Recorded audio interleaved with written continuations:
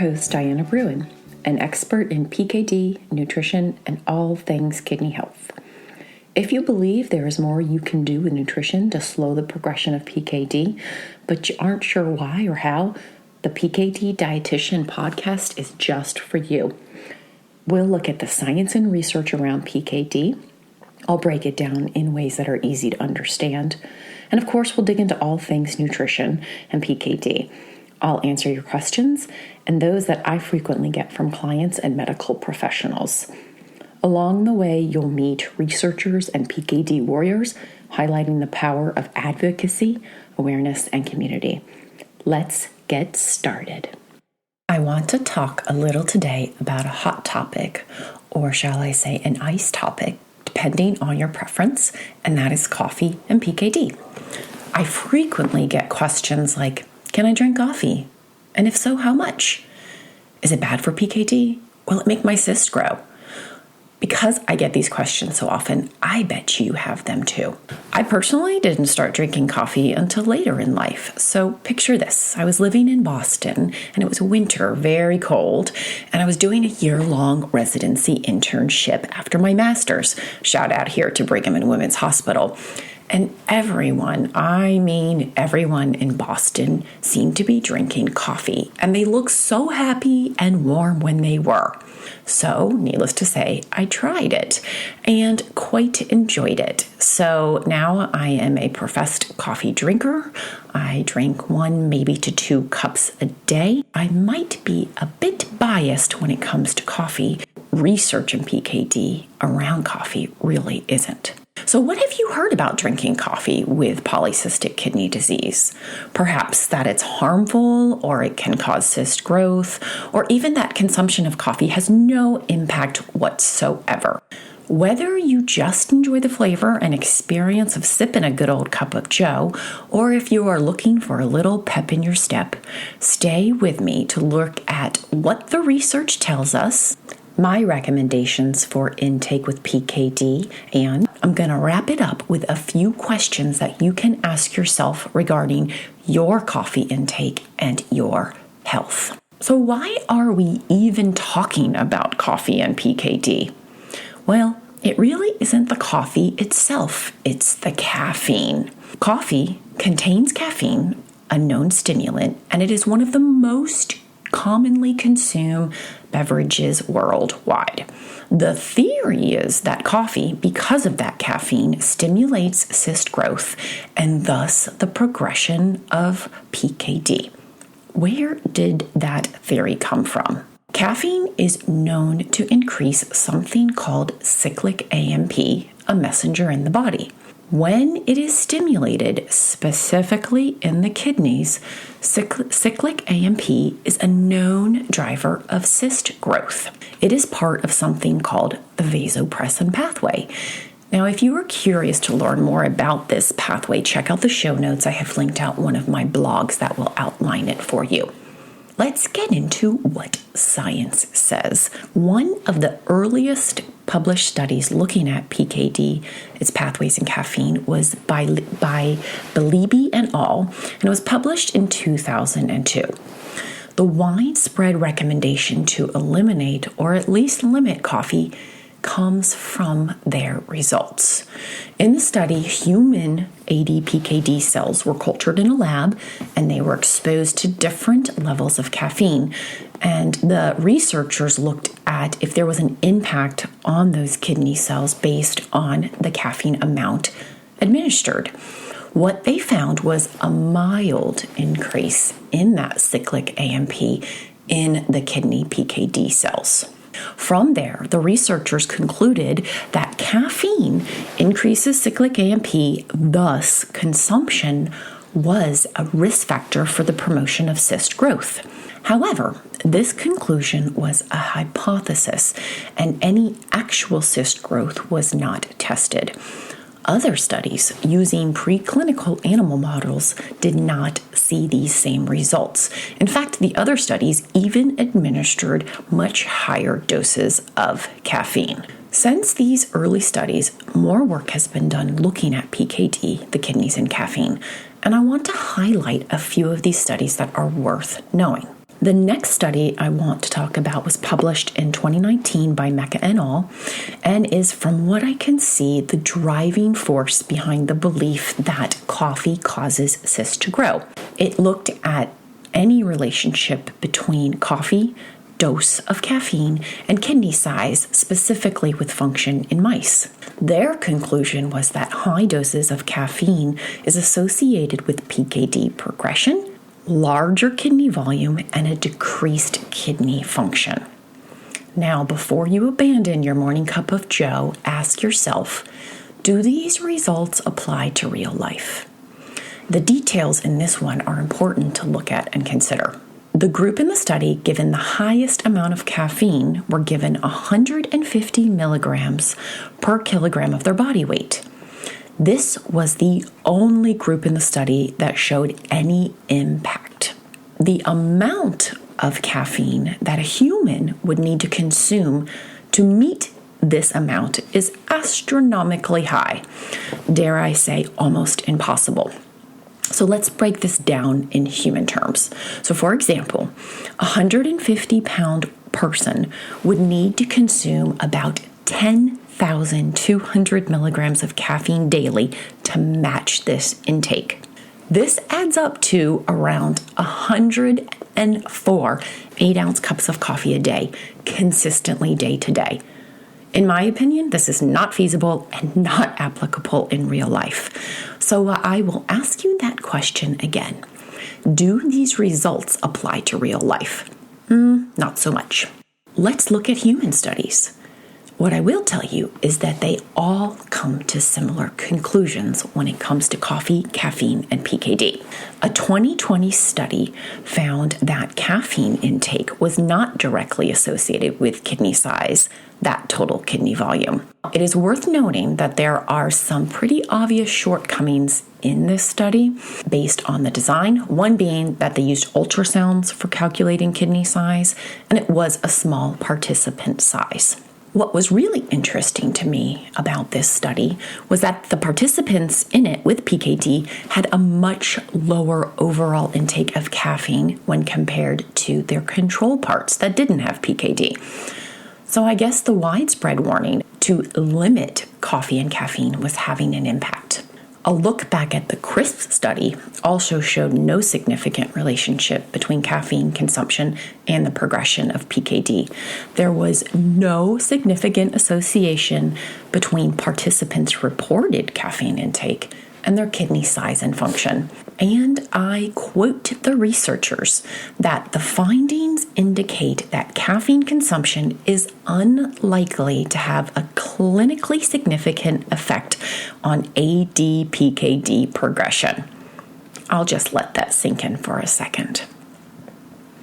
Results from the first prospective clinical study looking at the long-term effect of coffee consumption in ADPKD were then published in 2018. This included a study looking at around 151 participants, and they were followed for around 4.5 years. And I quote from there that coffee drinkers did not have a statistically significant different kidney size, and there was also no statistically significant difference in GFR between the coffee and non-coffee drinkers. In conclusion, the researchers said that coffee consumption did not worsen the course of ADPKD. It's worth noting the limitations. They only looked at coffee, not total caffeine intake, and it was a self-reported intake. Human studies just haven't shown any significant effect of coffee and caffeine intake on kidney function, that would be your GFR, or kidney size, that would be the total kidney volume. Now, what about coffee and blood pressure? Is there a connection there? Coffee is a stimulant, and we as humans have different responses to coffee because of that. There is a recommendation to be cautious about coffee and caffeinated beverages, especially with heart disease and blood pressure, specifically high blood pressure, hypertension. That is pretty commonplace. But know this, it isn't right and it isn't wrong. How caffeine affects you is personal and partly due to your genetics. Your weight, any meds you're on, or any other potential medical conditions also can impact how it affects you. Back to PKD, looking at an animal study that came out in 1999, so way back, chronically high levels of caffeine did lead to higher blood pressure in animals with PKD. Interesting to note, though, no effect was noted on cyst development. And based on these study results, the recommendation was made to limit intake to less than 4 cups a day. Looking at the cumulative results of many studies in regard to health and caffeine intake, moderate intake does not appear to be harmful at all to heart health. In fact, a reduced risk for type 2 diabetes, heart health, cardiovascular disease, and even some cancers has been found associated with a moderate intake of coffee. This suggests a beneficial and protective effect. Moderate coffee intake, by the way, is generally defined as 3 to 4 cups a day, whereas mild to moderate is 2 to 3 cups a day. Now, folks, I am talking about an 8-ounce cup of coffee here, normal-sized coffee, not these ginormous cups that we can get now at coffee shops. An average cup of coffee is 8 ounces, and that contains usually around 95 milligrams of caffeine. So based on this information, does coffee have any perks? Coffee, being plant-based, does have perks. It contains a number of vitamins, minerals, and antioxidants, all of which help fight cell damage and are protective. How it is grown, roasted, and brewed does impact the end amount of these things, though. So some of the perks of coffee include moderate amounts of vitamin B2, also known as riboflavin, and magnesium. Caffeine can be a perk of coffee, and it can be a pick-me-up perk for many. The minerals in coffee do include potassium and magnesium. It is naturally low in sodium, and again, it has numerous antioxidants. All of these together likely contribute to the benefits associated with drinking coffee on a regular basis. Does coffee count towards your fluid intake? Another great question that I frequently get. A portion of coffee can be counted towards your fluid intake. After all, it is made with water. Caffeine does have a mild diuretic effect, meaning it can cause you to urinate more, but this isn't a one-to-one relationship. Back to that 8-ounce cup of coffee, drinking that is about 7 ounces of fluid. Water, however, is still your best hydration choice. There are some potential side effects when it comes to coffee and caffeine consumption. The general recommendation for everyone from the FDA and the dietary recommendations is to not consistently drink greater than 400 milligrams of caffeine a day. This is what is considered high dose intake.